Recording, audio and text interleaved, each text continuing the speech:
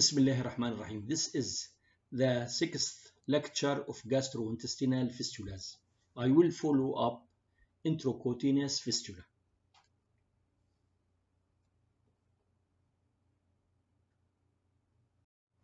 I will talk now about surgical management of enterocutaneous fistula. About 1/3 of fistulas close spontaneously with medical treatment and radiologic interventions.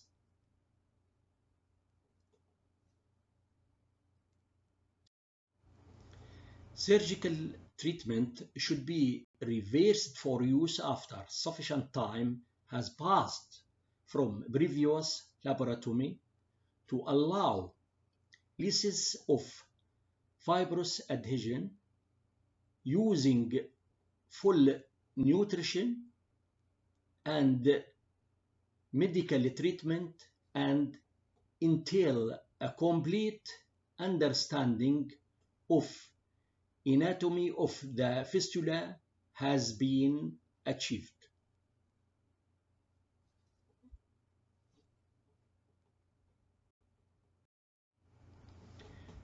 The successful management of gastrointestinal fistula requires a multidisciplinary team approach, including a gastroenterologist, interventional radiologist,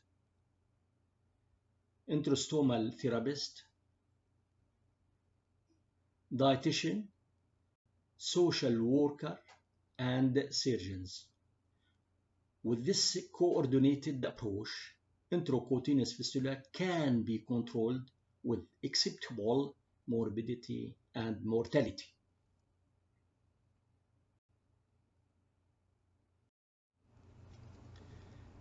A multidisciplinary team and comprehensive treatment approaches are helpful. Optimize patient condition, infection control, take care of preoperative nutritional and electrolyte balance. Total parenteral nutrition is not mandatory. Enteral nutrition is preferred whenever it's possible. Optimize wound care, use wound therapist and devices. With appropriate patient selection, don't be afraid of combining procedures for enterocutaneous fistula and abdominal wall reconstruction.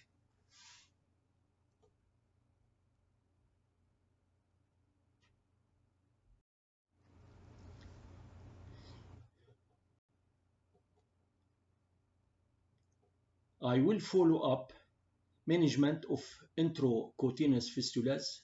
Introduction. In surgical textbooks, enterocutaneous fistula are described as surgical tragedies, catastrophes, or disasters.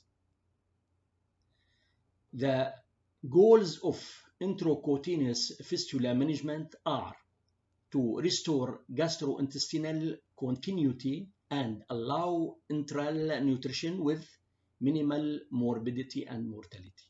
A step-by-step approach is recommended to achieve these goals. In this slide, we are seeing here management of enterocutaneous fistulas. The goals are re-establishment of bowel continuity, ability to achieve oral nutrition, closure of the fistula.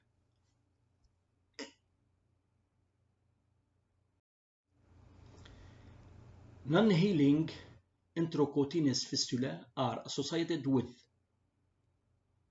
a foreign body, radiation, inflammation, infection, inflammatory bowel disease, epithelialization of the fistula tract, neoplasms, and distal obstructions. The presence of any of these causes component in enterocutaneous fistula is an indication for surgical intervention. We are seeing here in this slide factors associated with non-healing fistulas.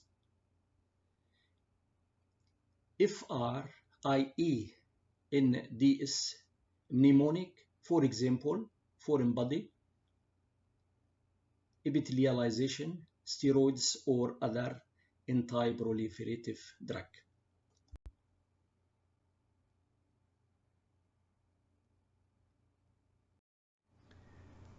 We are seen here as we seen in the previous slide. For example, foreign body, mesh, steroids, distal obstruction, neoplasm, etc.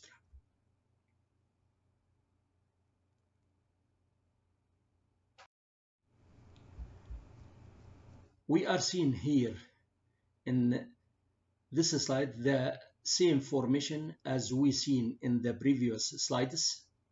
Factors preventing spontaneous closure of small intestine fistulas. For example, foreign body within the fistula tract, distal obstruction of the intestine, steroids, and other anti-proliferative drug.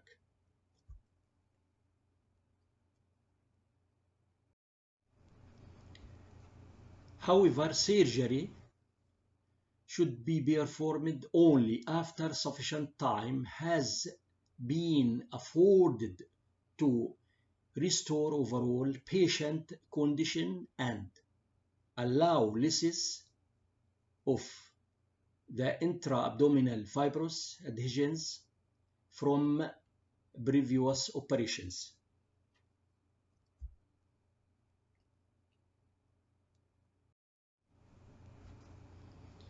Fistula output is a significant single prognostic factor for determining the possibility of spontaneous closure and mortality.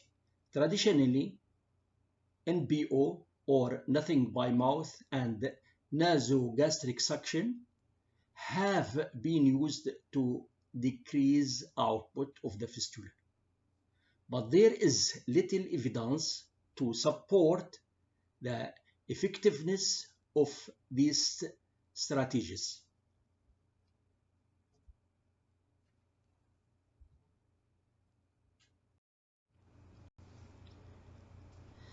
Now I will talk about medications therapy with H2 receptor antagonists, for example, ranitidine, and proton pump inhibitors, for example, omeprazole, are recommended to control fistula output.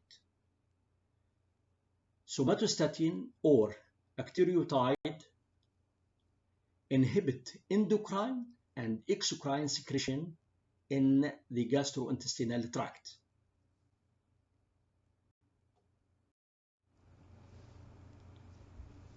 I will follow up now about medications therapy with high doses of anti-motility drugs, for example, topiramide up to 240 mg per day and codeine phosphate up to 240 mg per day are also used to decrease fistula output.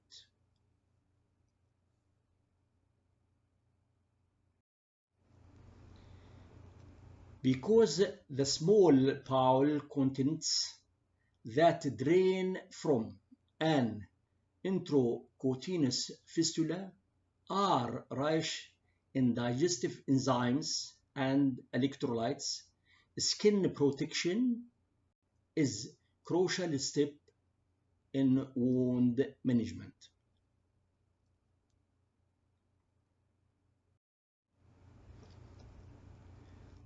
I will talk now about investigation to defining the anatomy of enterocutaneous fistula. After 7 to 10 days of general support care to stabilize patients and fistula output, an investigation to determine the anatomic location of the enterocutaneous fistula should be considered. We are seeing here case of fistulogram, but we are seeing here CT scan of enterocutaneous fistula.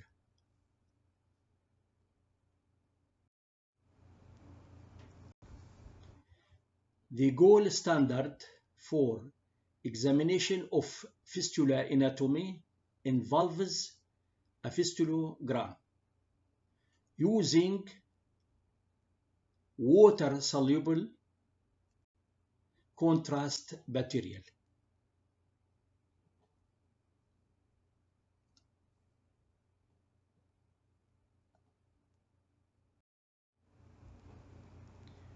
Now I will talk about the formation gained via a fistulogram include.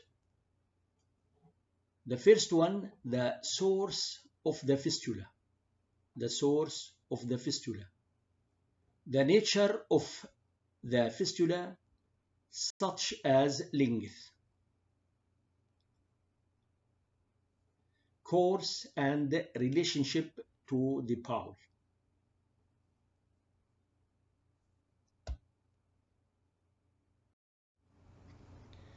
The absence and presence of bowel continuity end versus side fistula.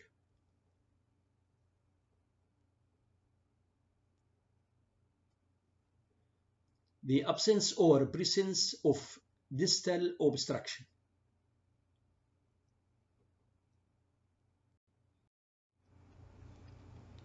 The nature of the bowel adjacent to the fistula, inflammation and stricture.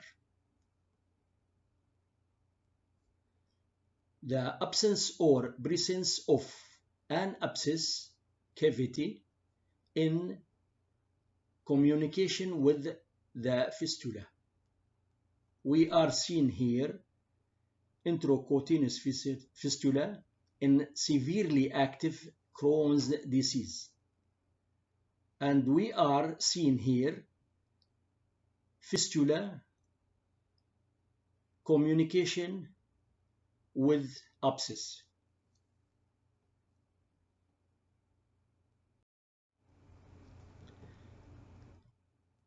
Other studies such as abdominal CT scans and MRI scan of the abdomen also provide useful information in selected cases. We are seeing here case of CT scans for diagnosis enterocutaneous fistula. And we are seeing here case of CT scans for diagnosis enterocutaneous fistula. But we are seeing here case of MRI scan for diagnosis enterocutaneous fistula.